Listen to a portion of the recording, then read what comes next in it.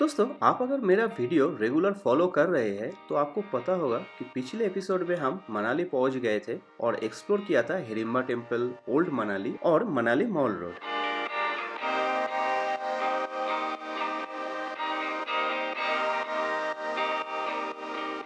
अगर आपने पिछले एपिसोड्स मिस कर दिया है तो मैंने आई बटन और डिस्क्रिप्शन में उनका लिंक दे दिया है, एक बार जरूर देख लीजिए, तब आपको ट्रिप की कंटिन्यूटी समझ में आ जाएगा। और आज का दिन होने वाला है इस पूरे हिमाचल ट्रिप का सबसे एक्साइटिंग दिन, क्योंकि आज हम जा रहे हैं स्नो के बीच, क्रॉस करेंगे world's longest highway tunnel above 10,000 feet और एक्सप्लोर करेंगे लाहौल वैली की खूबसूरती। तो चलिए शुरू करते हैं।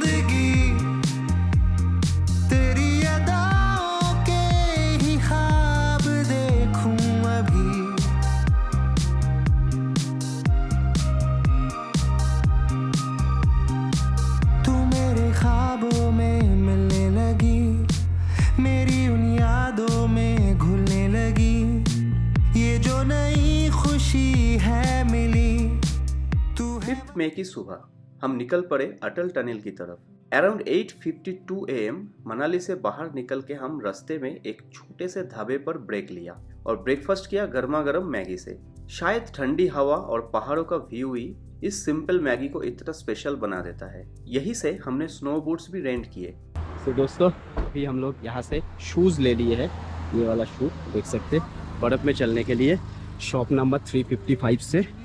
और आगे चलेंगे। अभी ये शूज़ बहुत इंपॉर्टेंट है, नहीं तो आप बर्फ में नहीं जा सकते। दो प्रॉब्लम हो सकते हैं, एक तो गीला हो सकता है, दूसरी बात है स्लिप भी हो सकता है। इस जूते का जो नॉर्मल ग्रिप है ये बेटर रहता है। हम लोग सारे जो जूता पहन के आते हैं वो प्रॉपर ग्रिपिंग वाला नहीं होता है। और आप अगर वाटरप्रूफ शूज लेके आ रहे हैं तब तो कोई प्रॉब्लम नहीं है, तब उसी से ही आप घूम सकते हैं। वैसे यहाँ स्नो सूट्स रेंट करने के लिए भी काफी इंसिस्ट किया जाता है, लेकिन आप अगर नॉर्मल स्नो एक्टिविटीज करने वाले हैं तो स्नो बूट्स ही काफी होते हैं। बट आप अगर स्नो के ऊपर सोना चाहते हैं या इसमें स्लाइड करना चाहते हैं तब स्नो सूट जरूरी हो जाता है।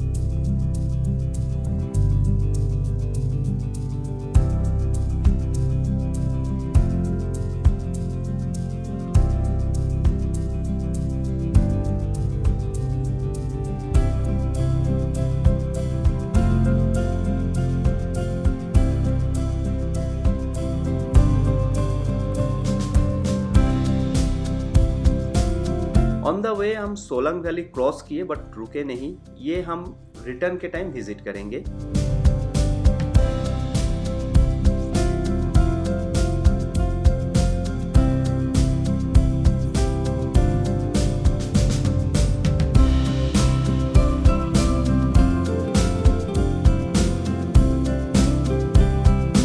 अभी टाइम हो रहा है सुबह 10 और हम पहुंच रहे हैं अटल टनल के साउथ पोर्टल पर। अटल टनल का नाम भारत के पूर्व प्रधानमंत्री श्री अटल बिहारी वाजपेयी के नाम पर रखा गया है। लगभग 9.02 किलोमीटर लंबी ये टनल 10,000 फीट से ज्यादा की ऊंचाई पर बनी दुनिया की सबसे लंबी हाईवे टनल है और भारत की इंजीनियरिंग का एक ब्रिलियंट एग्जाम्पल भी। फिर हम एंटर करते हैं इस इंजीनियरिंग मार्वल के अंदर।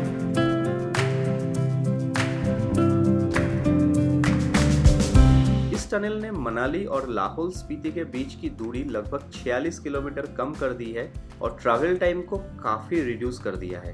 पहले सर्दियों में रोहतांग पास बर्फ की वजह से महीनों तक बंद रहता था, अब लाहौल वैली साल भर देश की बाकी हिस्सों से कनेक्टेड रहती है।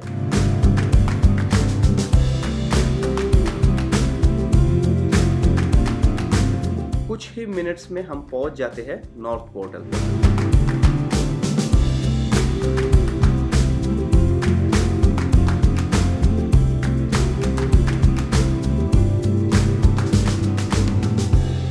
नॉर्थ पोर्टल से निकलकर चंद्रा रिवर क्रॉस करते हैं और फिर राइट ले लेते हैं कोकसर और ग्राम्फू की तरफ। अगर लेफ्ट जाते तो पहुंच जाते सिसु। ग्राम्फू विजिट करने के बाद हमारा प्लान है सिसु भी जाएंगे। एक यूजफुल इंफॉर्मेशन यहाँ पे दे देता हूँ, ज्यादातर टूर पैकेजेस में सिर्फ अटल टनल तक का साइट सीन इंक्लूडेड रहता है। अगर आप सिसु जाना चाहते हैं तो 1,000 और ग्राम्फू के लिए 2,000 एक्स्ट्रा ड्राइवर को देना पड़ता है।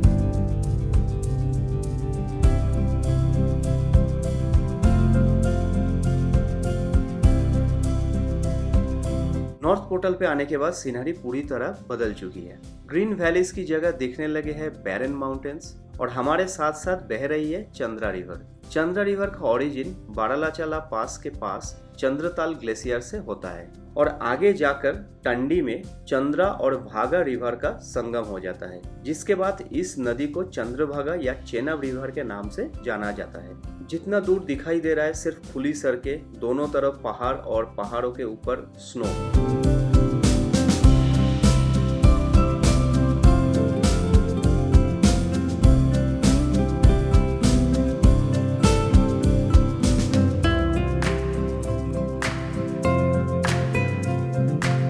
धीरे धीरे हम चंद्रा रिवर क्रॉस करके पहुंचते हैं कोकसर। कोकसर लाहौल वैली का पहला गांव माना जाता है और सर्दियों में यहाँ का टेम्परेचर माइनस में चला जाता है।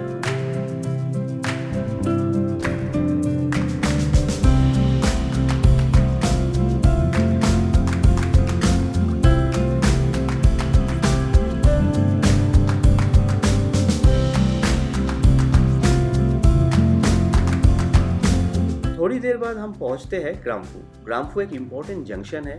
यहाँ से एक रोड स्पीति वैली और दूसरा रोहतांग पास होकर मनाली की तरफ जाता है। यहाँ हमें हर तरफ स्नो तो दिख रही है, लेकिन ये बिल्कुल क्लीन नहीं है, इसलिए हमने डिसाइड किया कि एटीवी राइड करके क्लीन स्नो पॉइंट तक जाएंगे। हाथ धरो, बसो बसो बसो आराम से बता दो। हाँ ओके बस।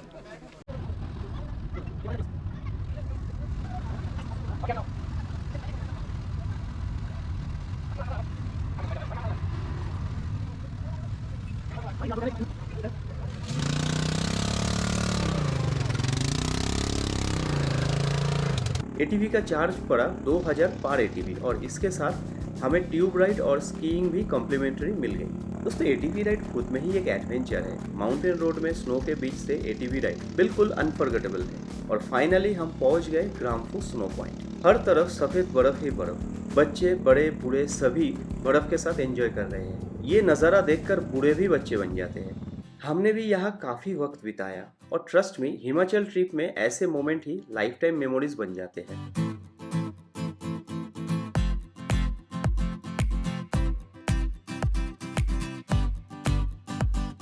हम अभी पीर पंजल रेंज में है, जो हिमालयन की एक इम्पोर्टेंट माउंटेन रेंज है और यहाँ से जस्ट ऊपर ही फेमस रोहतांग पास, जिसका हाइट है 13,050 फीट।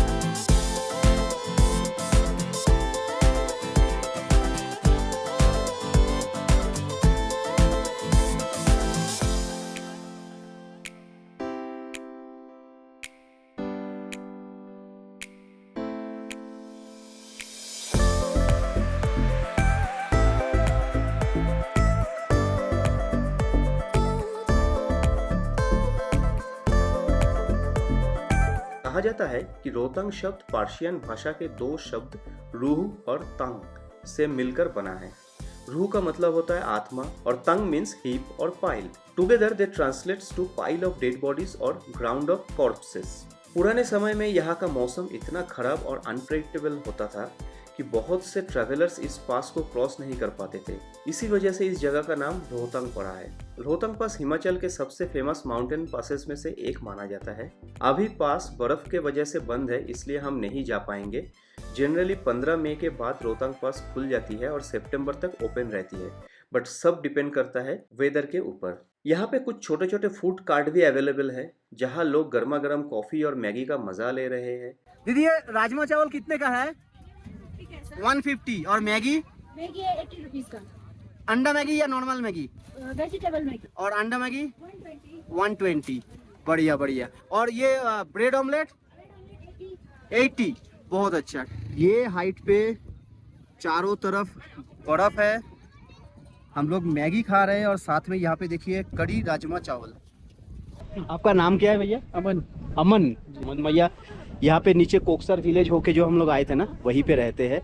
और भैया से बात चल रहा था कि नवंबर दिसंबर में हम लोग अपना जितना भी खाने पीने का सामान है वो सब स्टॉक कर लेते हैं। पूरा स्टॉक करना पड़ता है, क्योंकि मार्च तक फिर ये पूरा विंटर क्लोज रहता है। यहाँ पे कोई भी ट्रांसपोर्टेशन नहीं होती है। मतलब चाहे तो भी आप कुछ नहीं। अच्छा, फिर अगर किसी का मेडिकल इमरजेंसी वगैरह है वो सिसु में हमारे पास हेलीपैड है, बाय एयरलिफ्ट।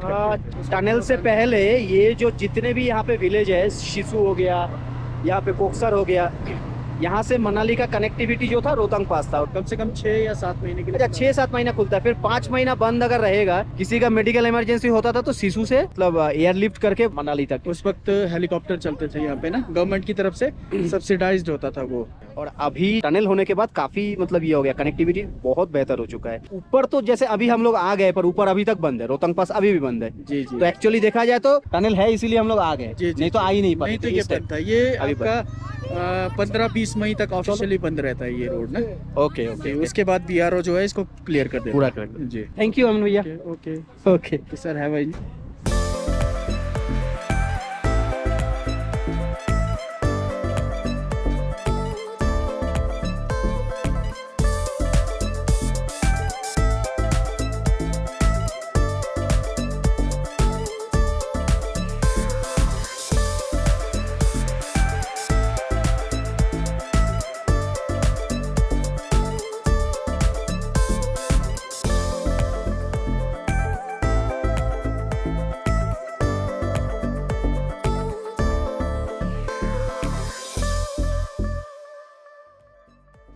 अब हम फिर से निकलते हैं सिसु की तरफ।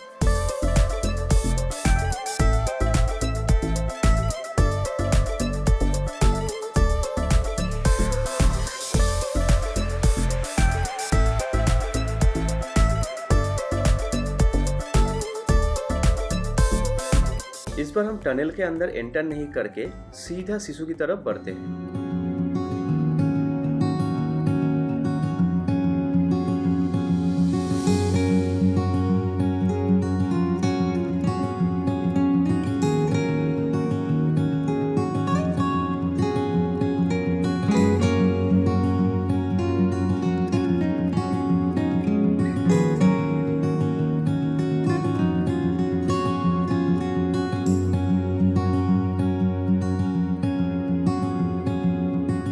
अराउंड 3:45 PM हम पहुंच जाते हैं सिसु। सिसु लाहौल स्पीति डिस्ट्रिक्ट का एक छोटा लेकिन बेहद खूबसूरत गांव है।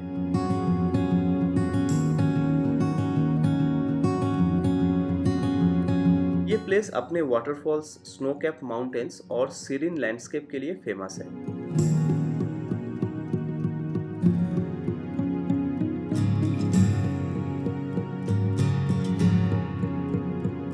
अटल टनल के बनने के बाद सिसु टूरिज्म काफी पॉपुलर हो गया है। यहाँ का नेचुरल ब्यूटी देखकर ऐसा लगता है जैसे किसी वॉलपेपर के अंदर आ गए।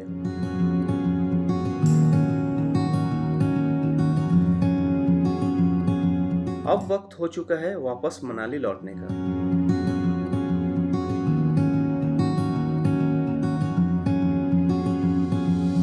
अटल टनल की नॉर्थ पोर्टल पहुंचकर फिर से रुक जाते हैं। यहाँ से जाने का मन ही नहीं कर रहा। नेक्स्ट टाइम आएंगे तो सिसु में स्टे करेंगे।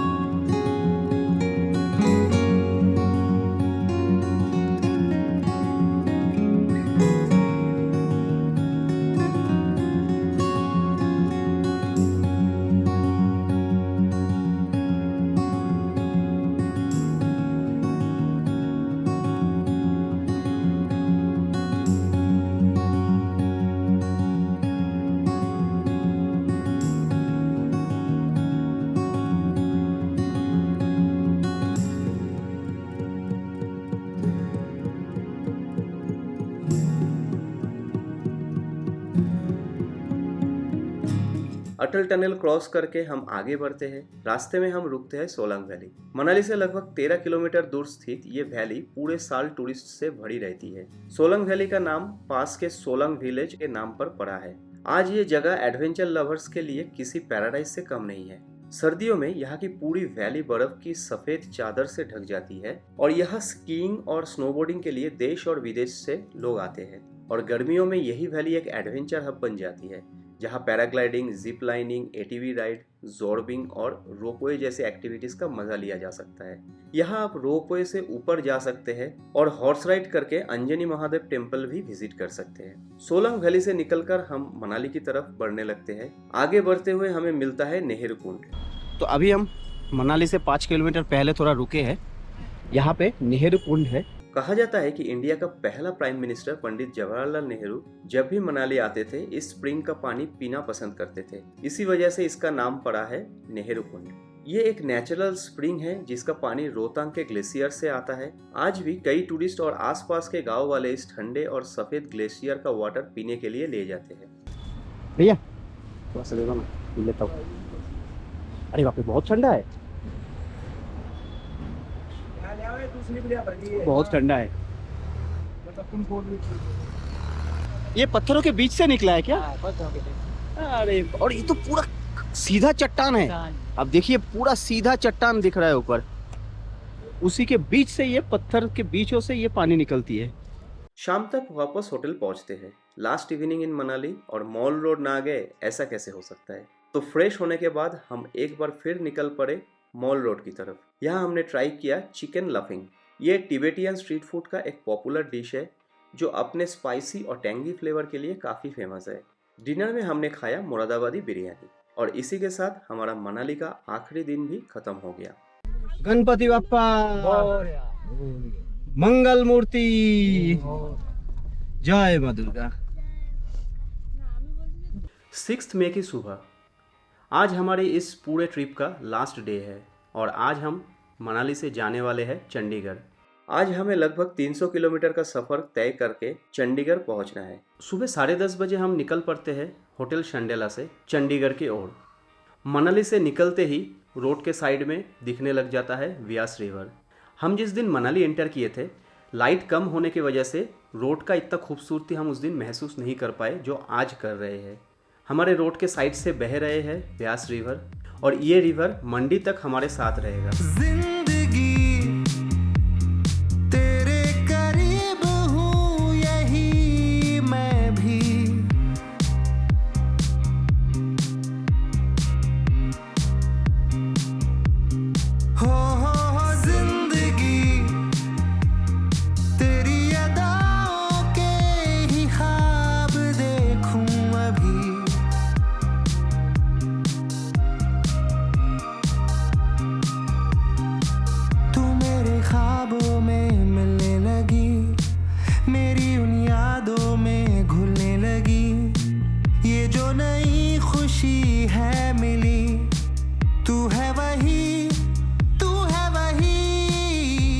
अभी दोस्तों हम लोग पहुंच रहे हैं भुंतर। ये जो ब्रिज है ये पार्वती रिवर के ऊपर से ब्रिज है और लेफ्ट साइड में जो है पार्वती वैली है और कसोल भी यहाँ से जाना होता है। सामने जो क्रॉसिंग है वहाँ से लेफ्ट गया तो कसोल है। हाँ, ये जो लेफ्ट साइड में रोड देख रहे हैं यहाँ से कसोल जाना होता है पार्वती रिवर के साइड से। और इस बार हम सीधा निकल जाएंगे हाईवे से। यह है दोस्तों सुंदरनगर लेक। जाने के टाइम पे हमने आपको दिखाया था। अभी सुंदरनगर लेक को भी हम क्रॉस करते हुए आगे बढ़ रहे हैं। आगे बढ़ते बढ़ते हमें मिल गया सतद्रु रिवर यानी कि सुतलेज रिवर। ये रिवर भाखरानंगल डैम का एक बहुत इम्पोर्टेंट पार्ट है। रास्ते में हमें दिखाई देता है भारत के सबसे इम्पोर्टेंट हाइड्रो इलेक्ट्रिक प्रोजेक्ट में से एक भाखरानंगल प्रोजेक्ट। पंडित जवाहरलाल नेहरू ने भाखरा डैम को कहा था आधुनिक भारत का मंदिर। इस प्रोजेक्ट ने पंजाब, हरियाणा और राजस्थान की एग्रीकल्चर और पावर जनरेशन में बहुत बड़ा योगदान दिया है। शाम को अराउंड 7:30 बजे हम पहुंच जाते हैं चंडीगढ़। इस ट्रिप का अभी जस्ट खत्म होने वाला है, एंड होने वाला है और अभी मैं आपसे उम्मीद भैया को मिलाता हूँ। उम्मीद भैया हमारे साथ पूरा ये ट्रिप में थे। उनके पास रूमियन है, टोयोटा रूमियन, बहुत अच्छी गाड़ी है, एकदम नई कंडीशन में। और भैया का नंबर मैं स्क्रीन पे दे दिया, आप स्क्रीन पे देख के भैया से बात कर सकते हैं। और ट्रिप वगैरह अगर इस तरफ आना है, हिमाचल में आना है, तो आप प्लान कर सकते हैं। आप ऑफ बीट वगैरह जो भी रहेगा आप करा ही सकते हैं और होटल पूरा मैनेज करा सकते हैं। अगर सिर्फ गाड़ी की ज़रूरत है वो भी कॉल कीजिए, अगर होटल की ज़रूरत है कॉल कीजिए। दिल्ली, चंडीगढ़ कहीं से भी कांटेक्ट हो सकता है ना, तो आप अकॉर्डिंगली भैया को कॉल कीजिए और अपना ट्रिप प्लान कर लीजिए। और इसी के साथ हमारा 6 रात 7 दिन का ये शिमला कसोल मनाली का सफर अपनी मंजिल तक पहुंच जाता है। पहाड़ों से विदाई लेना कभी आसान नहीं होता। हर बार मैं अपना एक छोटा सा हिस्सा जैसे इस पहाड़ों में छोड़ आता हूँ। तो फिर मिलते हैं अगले वीडियो में जहां हम शेयर करेंगे इस पूरे ट्रिप का कंप्लीट आइटिनरी, बजट और कुछ प्रैक्टिकल ट्रैवल टिप्स। तब तक के लिए take care and keep exploring with Suman story.